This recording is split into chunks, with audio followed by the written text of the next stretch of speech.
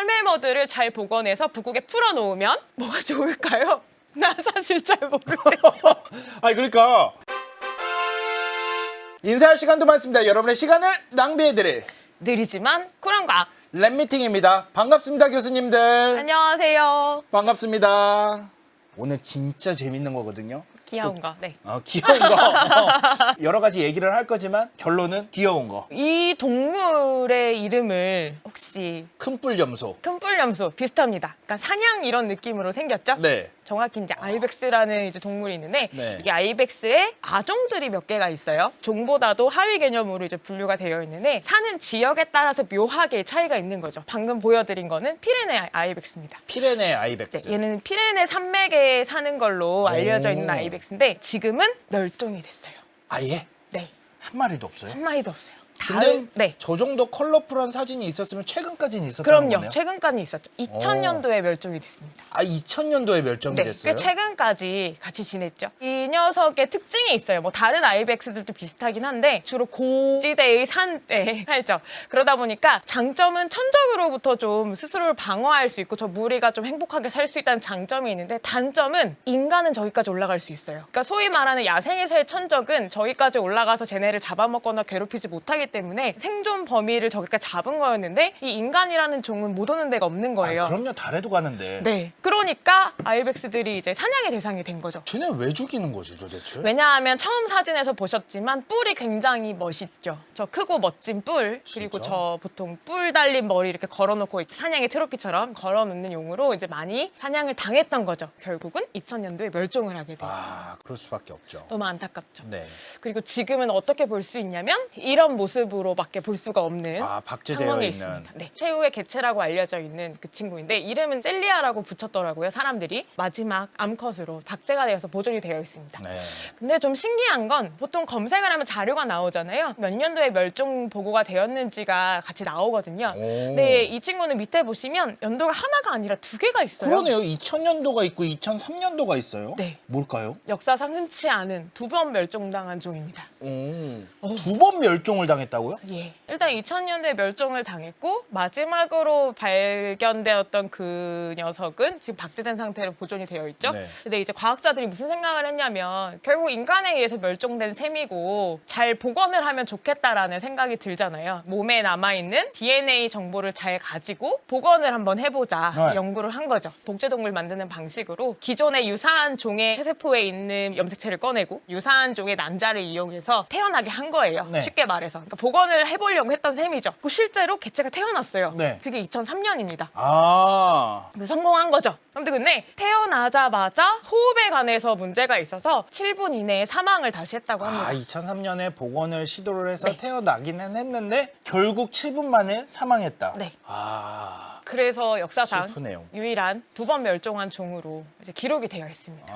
안타까운 그렇군요. 일이죠. 진짜 뭔가 짠하네요. 네, 90년대 후반 그리고 2000년대 초반까지 저희가 이제 인간 개념 프로젝트를 비롯해서 생명공학적인 기술들이 폭발적으로 발달하기 시작하죠. 그 와중에 놓여졌던 사건이었고요. 그 이후에 여러분 아시듯이 수많은 동물 복제 시도가 이루어집니다. 뭐 아이벡스보다 조금 이전 시기긴 한데 복제형 돌리가 있었죠. 그렇죠. 최초로 동물 복제에 성공한 경우고 개, 뭐 늑대, 뭐 이런저런 다양한 종들을 복제를 하고 있습니다. 네. 그런데 이제 최근에 이슈가 됐던 건 바로 이거였죠. 굉장히 자극적인 사진이 돌았습니다. 타임지 표지로 물론 실렸고요. 다이얼프라는 종은 오래전에 멸종한 것으로 이미 알려져 있는데 네. 멸종 표시가 이렇게 빨간 줄이 그어져 있어요. 그냥 이것만 봐도 뭐야 이제 멸종 아닌가? 라는 생각을 바로 하게 되죠. 우리가 이제 아이벡스의 사례에서 봤듯이 복원을 하려는 시도들을 다시 할 수 있는데 아직까지는 성공한 사례가 없었단 말이에요. 근데 그 와중에 저렇게 뜨고 나니까 이제 사람들이 많이 관심을 가지게 되죠. 게다가 한 마리가 아니라 세 마리를 무려 맞아요. 복제에 성공했다, 복원에 성공했다라고 발표를 했고 심지어 너무너무 귀엽게 귀엽습니다. 네. 수컷 두 마리와 암컷 한 마리, 이 세 마리가 이제 등장을 하게 됐죠. 그 회사가 깜짝 공개처럼 공개를 한 게 수컷 두 마리가 먼저 이미 태어나서 자라고 있었고 암컷이 좀 뒤늦게 성공해서 자라고 있었는데 한 번에 같이 짠 하고 공개를 했어요. 그렇죠. 심지어 저 아기 때 사진이잖아요. 네. 공개된 사진은 아까 타임즈 표지에도 있지만 청소년기의 모습을 갖춘 좀 큰 개체로 이제 사진이 공개가 됐습니다. 네. 이름도 기가 막히게 지었어요. 로물루스와 레무스. 로마를 건국을 했던 그 쌍둥이 형제. 근데 걔네를 누가 젖을 먹여서 키워요? 늑대. 그렇죠.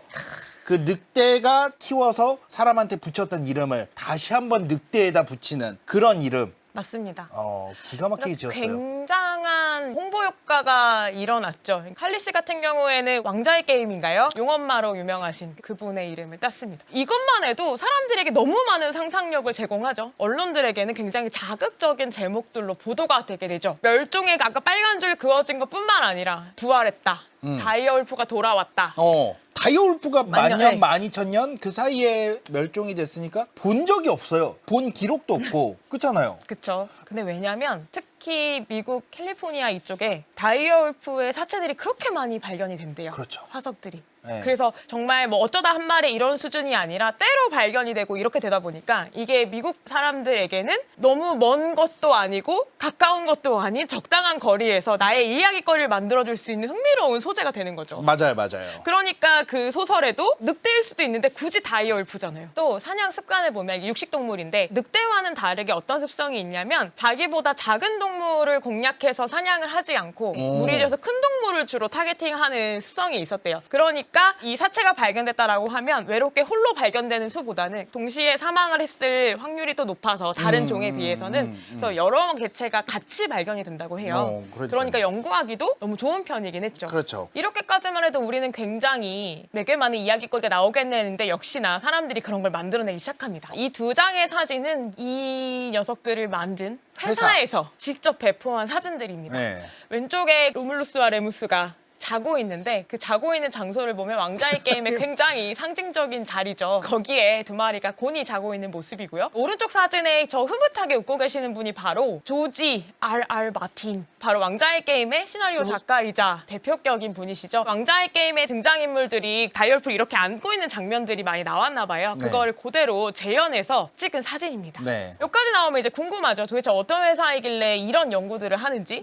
바로 이 회사입니다. 네. 콜로설 바이오사이언스라고 하는 생각보다 정보가 이렇게 많진 않아요. 그러니까요. 네, 어디에 힘을 줬을까라고 보면 어떤 유명인들이 우리와 함께하고 있는지 또 한 가지는 관련된 뭔가 연구가 됐든 아니면 이슈가 됐든 이런 것들을 얼마나 많이 기사화가 되어 있는가 이런 것들이 많이 링크가 되어 있습니다. 네네. 그럼 도대체 이 회사의 목표는 뭔가? 가장 요약적으로 말하면 디익스팅션입니다. 뭐라고 해석해야 될지 고민이 되긴 하는데 뭐 탈멸종, 저는 재복원, 뭐 되멸종이라고 했어요. 되멸종도 좋은 표현이고요. 네. 그러니까 다양한 말로 번역을 하더라고요. 멸종을 역행하는 느낌입니다. 왜냐하면 이렇게 이미 멸종됐던 생물들을 되살리는 데 가장 큰 관심이 있거든요. 그러다 보니까 자극적이고 인상적인 표현들이 계속 들어있어서 그 부분만 제가 지금 따가지고 밑에 넣었거든요. 네. 자연에 살던 조상들의 고동치던 심장박동에 다시 불을 지피고자 소설을 썼어. 우리가 그러려고 연구하는 거다. 그리고 털 매머드가 툰드라에서 다시 한번 천둥처럼 울부짖는 모습을 보는 것, 이것이 우리의 목표다. 라고 이제 얘기를 하고 있습니다. 멋지지 않습니까? 이게 내용만 보면은 마치 그 영화의 한 장면을 CG도 아니고 네. 진짜 현실에서 이런 거를 만들어내겠다라는 맞습니다. 의지가 보이죠. 그래서 굉장히 다양한 종에 관심을 가지고 이제 홍보를 해놓고 있는데 관심사인 동물들이 이렇게 소개가 되어 있어요. 네. 그래서 가장 뭐 왼쪽에 있는 건 도도새, 그 아래에 있는 거는 역시 호주에서 멸종된 것으로 알려져 있는 태즈메니아 뭐 호랑이, 오른쪽에 있는 거대한 녀석은 이제 매머드 중에서도 이렇게 털이 긴 털 매머드입니다. 네. 1차적인 목표로는 대표적인 멸종된 동물들을 타겟으로 잡았고 각각 연구가 진행 중이다라고까지만 나와 있어요. 저 정도면 굉장히 큰 프로젝트잖아요. 그렇죠. 그럼 보통 이제 거대 연구들을 하다 보면 과학에서는 한 번에 그 목표를 확 하고 달성할 수는 없으니까 조금 나아가는 그거 과정에서 논문들이 막 쏟아져 나오고 이런 일들이 펼쳐지죠. 그렇죠. 그럼 그거 하나하나가 연구자들의 성과이니 그런 거를 많이 홍보하고 그다음에 논문을 발표하고 이럴 것 같은데 아무래도 회사라 그런진 모르겠지만 아직까지 적극적으로 논문화 시켜가면서 이렇게까지 하고 있진 않은 것 같아요. 네. 그래서 이제 그런 자료까지는 아직 없고요. 도대체 왜 얘네를 하고 싶으냐라고 한다면 맨 처음에 있는 건 털매머드입니다. 울리 매머드. 네, 얘는 추위에 강한 코끼리라고 볼 수 있다. 털매머드라고 하면 우리가 너무 예전에 멸종되어 있고 뭐 상상 속의 동물인 것 같지만 나름 역사 지질학적 연대로 보면 최근에 멸종을 했고 북극이라는 그 혹한 환경에서 살아남았던 종이다. 그러니까 얘네에 관심을 가지면 결국 북극의 생태계에 도움이 될 것이다. 이런 게 있고요. 두 번째는 태즈메니아 호랑이죠. 얘는 원래 서식지에 잘 살았던 애들인데 인간의 이유들로 멸종된 것이 생각이 되니 그 밑에 도도새랑 마찬가지로 이 친구들의 DNA를 재구성해서 어딘가 지금 살아있는 생물의 몸에 넣어서 다시 복원시키는 걸 우리는 주된 목표로 하고 있습니다. 네. 이런 거를 주로 발표를 하게 돼요. 이 동물들은 지금 현존하는 동물들입니다. 아시아 코끼리고요. 털메머드 복원의 주요 타겟이 되는 동물이 아시아 코끼리이기 때문입니다.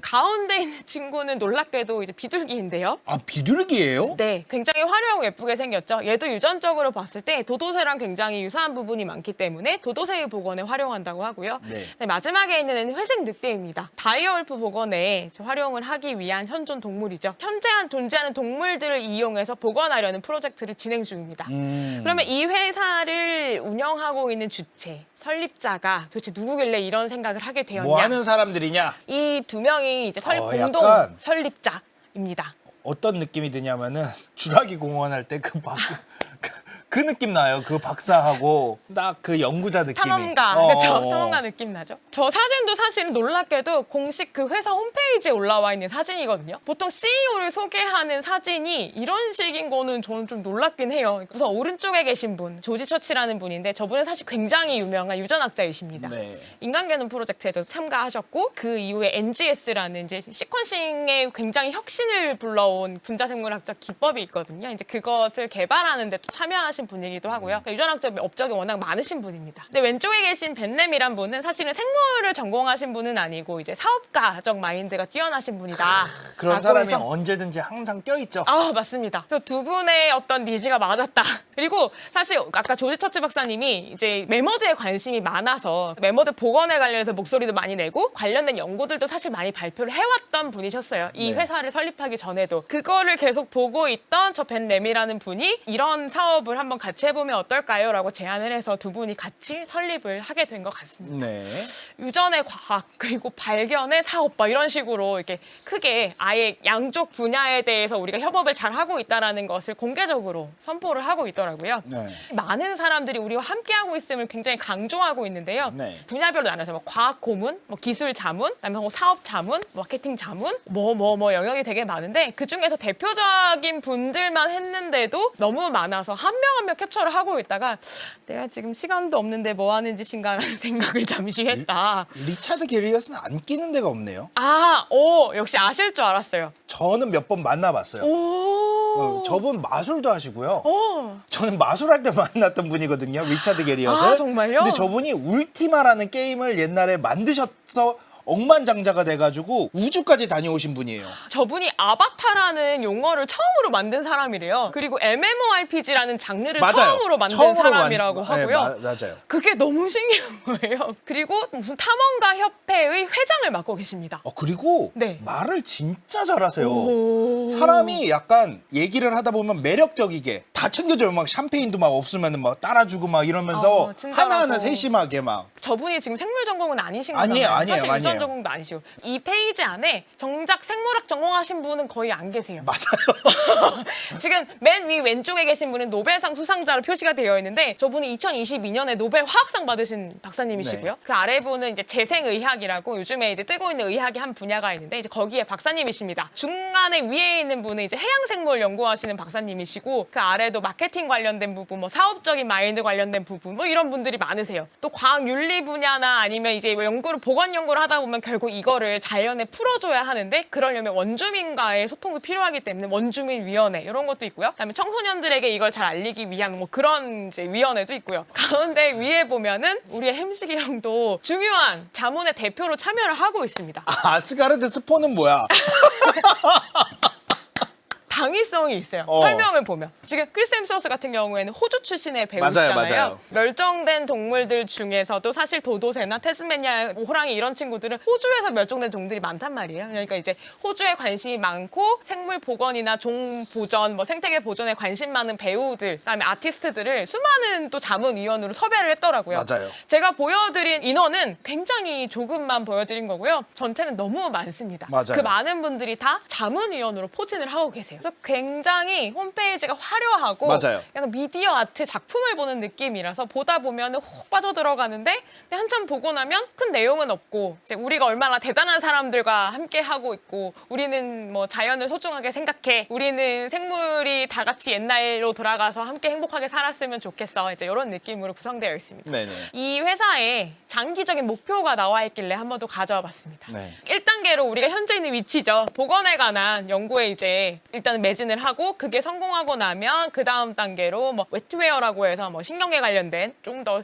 생물학적이면서도 뭐 이런저런 연구들. 그다음에 다음으로 넘어가면 이제 특허에 관해서도 관심을 가질 거고 왜냐면 네. 기술이 개발될 거니까. 마지막으로 가면 이제 상업화에도 관심이 있다. 그래서 이런 자료가 굉장히 감각적으로 이제 꾸며져 있어요. 맞아요. 근데 이러다 보니까 이 회사가 투자액이 그렇게 크대요. 14조에 달하는 투자금을 받았고 왜냐하면은 이렇게 써놔야 모든 분야에서 투자를 받을 수가 네. 있거든요. 그래서 자문위원들 보면 진짜 모든 분야에 다 자문위원들이 있고요. 당연히 뭐 전직 뭐 이렇게 높으신 고위 공무원들도 포함되어 있고 로비도 얼마나 잘하는데요, 이런 회사들은. 그러니까 수많은 어떤 그런 분야에서 모아진 투자금 때문에 지금 시리즈 C까지 달성을 했다고 합니다. 네. 그러니까 어마어마한 모이고 있죠. 근데 제가 근본적으로 궁금한 건 아직까지 내놓은 뚜렷한 성과가 없거든요. 네. 그러니까 기껏해야 뭐 다이얼프랑 그다음에 이따가 말씀드린 뭐 털메모드 복원에 조금 한 발자국 나간 정도? 그런데 도대체 왜 이렇게 많은 유명인과 많은 사람들이 투자를 하는 것인가? 대체 그 심리가 무엇인가? 14조나.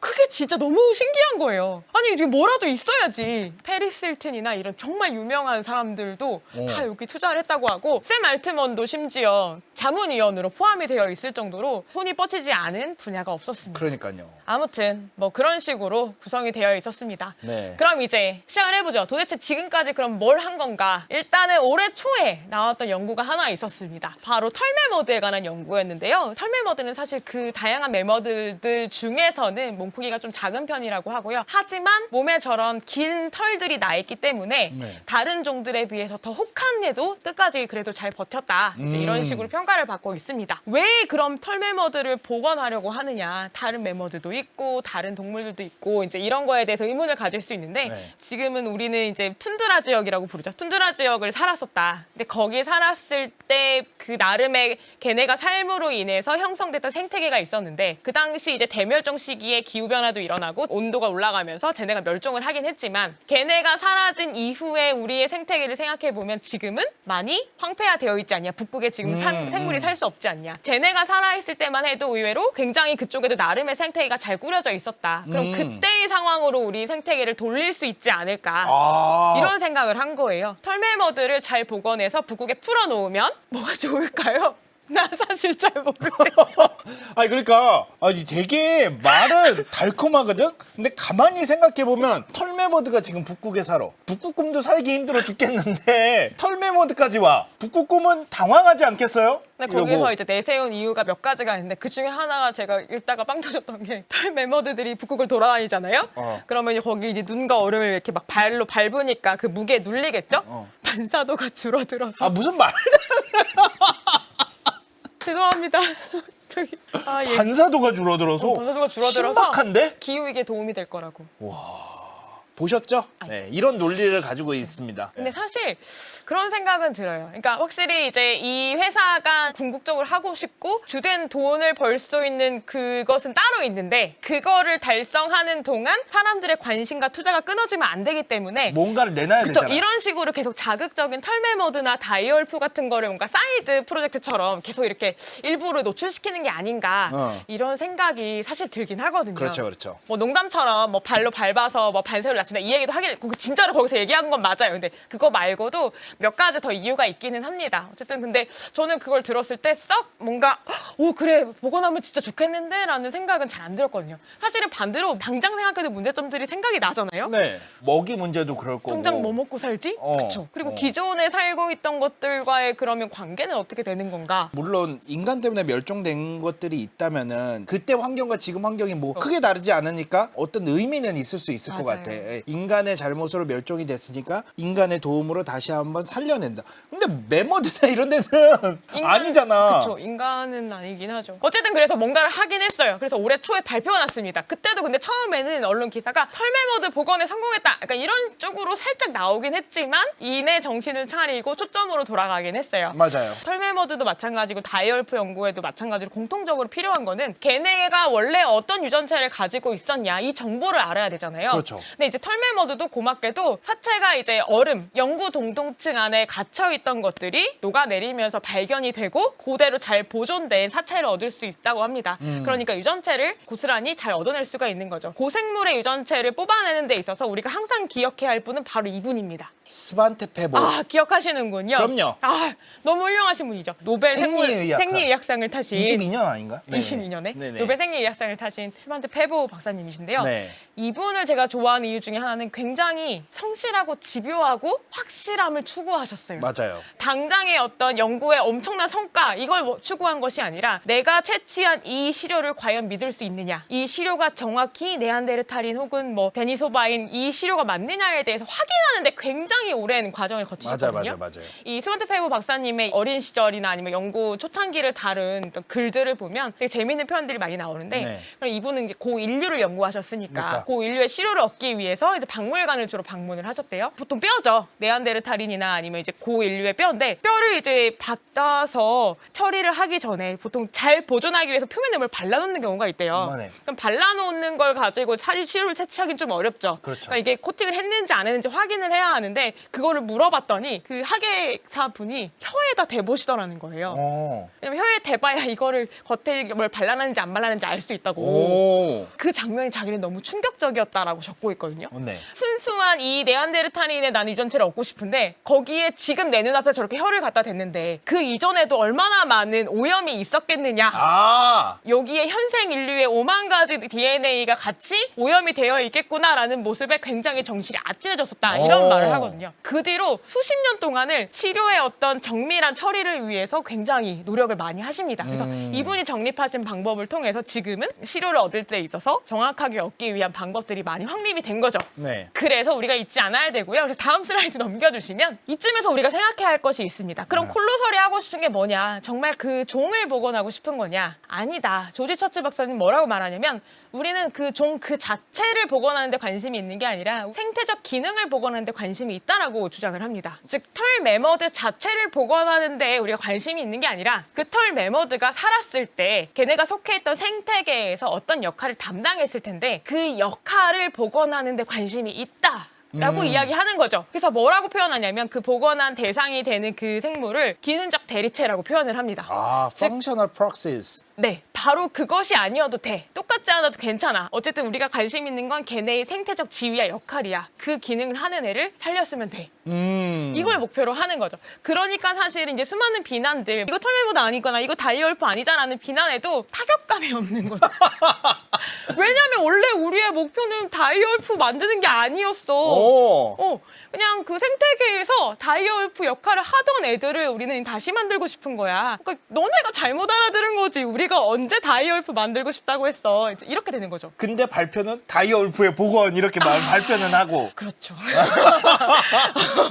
근데 이 얘기는 사업을 위해서 갑자기 하는 주장은 아니고요. 박사님이 이전에 꾸준히 연구해 오던 것들을 보면 바로 그 기능적 복원에 초점을 맞추고 털매머드 복원에 관해서 관심을 가지고 꾸준히 연구를 해왔던 건 맞아요. 네. 복원 자체에 관해서 두 가지 방향이 있었는데 뭐 일본의 유명한 연구자분이 한 분 계시고 그다음에 이 조지 처치 박사님 계시고 그러니까 두 팀이 털매머드 복원에 관심을 많이 가졌었다고 합니다. 네. 근데 이제 일본 연구팀은 그 종 자체를 복원하는데 무게를 두고 이제 관심을 가졌고요. 이분들은 저 기능적 복원에 무게를 두고 이제 관심을 가져왔던 거죠. 네. 그러다 보니까 이제 그거에 대한 첫 발을 뗀 연구가 이 연구입니다. 2015년에 연구팀과 관련된 연구로 나왔던 건데요. 일단은 초반에 뭐가 이제 필요하냐면 유전체가 필요하다고 말씀드렸잖아요. 그렇죠. 네. 그러면 이 털매머드 유전체는 이제 사체에서 확보를 했고 그럼 현존하는 생물 중에 이거랑 가장 유사한 종은 무엇일까? 이것을 이제 분석한 연구입니다. 코끼리도 종이 여러 가지가 있기 때문에 그 많은 코끼리들 중에서 어느 코끼리랑 가장 비슷하냐 그래서 유전적 분석을 한 거고요. 결론적으로는 아시아 코끼리랑 가장 비슷하다. 요거를 이제 알아냈던 연구입니다. 그 맨 아래에 있는 것들이 개체의 수 생존율을 보여주는 거라면 어느 시점에 지금 딱 끊겨 있죠. 네. 저 시점이 바로 멸종 시점이라고 생각을 해주시면 되겠습니다. 아, 그렇군요. 원인은 여러 가지를 들긴 하는데요. 일단 가장 큰 거는 지구가 따뜻해져서 그 당시에 이런 얘기들을 하고 있습니다. 네네. 홀로설에서 발표한 사진은 이거였어요. 올해 초에 쥐다.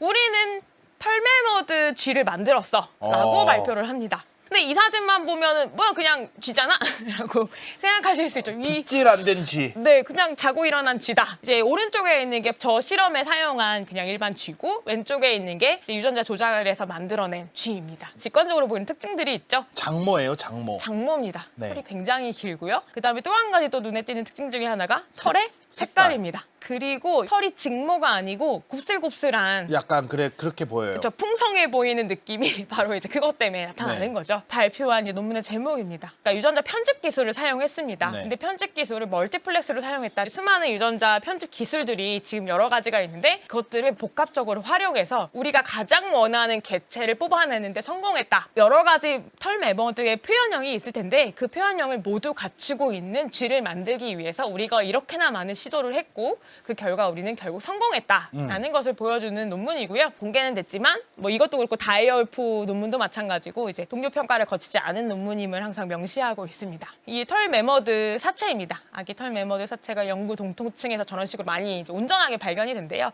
저기에서 유전체를 이제 얻었고요. 근데 이제 저거는 이제 털 매머드는 맞긴 한데 실제 연구에 사용됐던 그건 아니고 다음 슬라이드 보여주시면 털이 그대로 남아있는 저런 왼쪽과 같은 저런 사체들도 많이 발견이 된다고 그렇군요. 해요. 아니 털이 있을 수는 있다고 생각은 할 수 있는데 이게 뭐 얼마나 길고 색깔까지 어떻게 알아? 라고 생각하실 수 있잖아요. 근데 저렇게까지 온전하게 남아있으니까 와. 알 수 있는 거죠. 그래서 이들이 직접 한 건 이겁니다. 왼쪽에 아래쪽에 이제 원래 쥐의 털이 있는 거고요. 털매머드의 패턴으로 이제 여러 가지로 바꾸는 방법들을 이제 연구를 하게 됩니다. 그게 이제 원래 쥐의 털인 거고 네. 거기에 이제 많은 유전자들이 그 털의 형질을 관여하고 있겠죠. 네. 걔네들이 이제 어떤 거는 발현되고 어떤 거는 되지 않았기 때문에 그런 결과가 나왔을 텐데 우리가 털매머드 유전체랑 이 쥐의 유전체를 비교해 보면 이 중에서 털에 관련된 유전자들을 골라낼 수 있고 그 중에 얘는 없는데 얘는 가지고 있다거나 얘랑 차이가 있는 것들을 골라낼 수 있잖아요. 그렇죠. 그것들을 바탕으로 해서 후보들을 이제 뽑아냅니다. 그래서 최종적으로 10개의 유전자를 추리고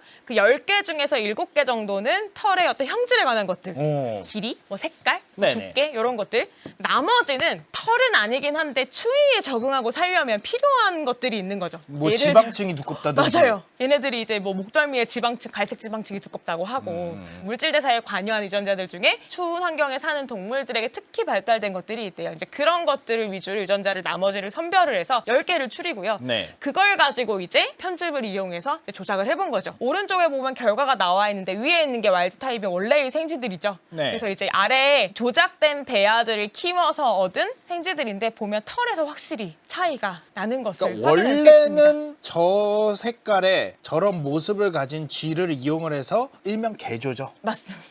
그쵸. 유전자 그 조작이 변형. 네. 유전자 편집을 해서 개조한 거죠. 그쵸. 형질을 바꾼 거죠. 형질을 바꿔서 512번 네. 처럼 나온 것들도 있고 517번은 또 다른 성질을 가지고 있는 거죠. 맞습니다. 같은 유전자를 할지라도 어떤 방법을 썼느냐에 따라서 결과치의 어떤 정도가 달라질 수 있는 거예요. 뭐 거칠게 설명하면 100을 발현시키면 저렇게 뭐 금색의 털 색깔이 나오는데 그게 다른 방법을 사용했더니 100가지 효율이 나오진 않아서 한 70까지만 나왔다. 그러면은 저 원래의 회색과 섞인 그런 색깔이 나올 수도 있고 그렇죠. 길이도 마찬가지고 그다음에 곱슬거림도 마찬가지로 약간의 정도의 차이들은 계속 생기는 거죠. 네. 근데 다양한 시도를 하면서 그러니까 이들은 결국 최적의 조합을 찾고 싶은 거예요. 오. 최적의 편집 기술과 최적의 어떤 컨디션을 잡으면 나중에 진짜 코끼리에게서 털매머드를 만드는 연구를 할 때에는 시행착오를 줄일 수 있겠죠.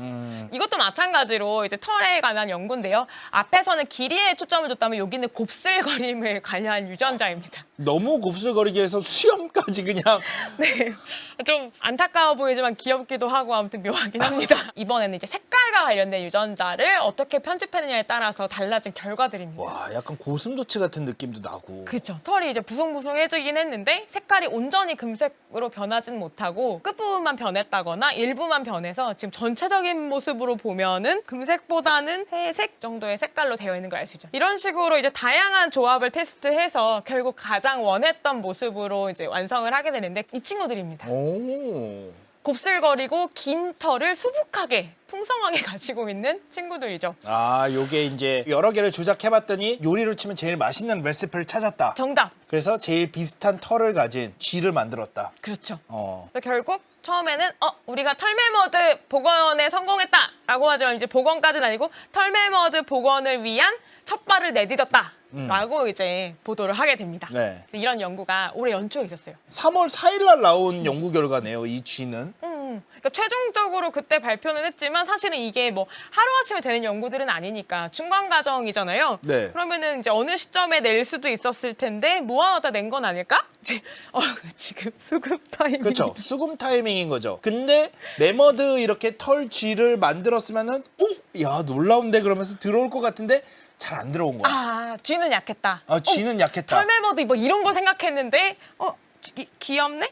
사람들이 그냥 좋아하네? 그러고 마네? 쥐라서 그런가? 큰 게 하나 더 필요하다. 그치. 그래서 준비하고 있었던 또 다른 것을 이제 한 달 뒤에 푸는데 그게 바로 이제 이 팀 연구 발표할 시점인 거죠. 그렇죠. 다이올프는 인사할 시간도 많습니다. 여러분의 시간을 낭비해드릴 느리지만 쿨한 과학.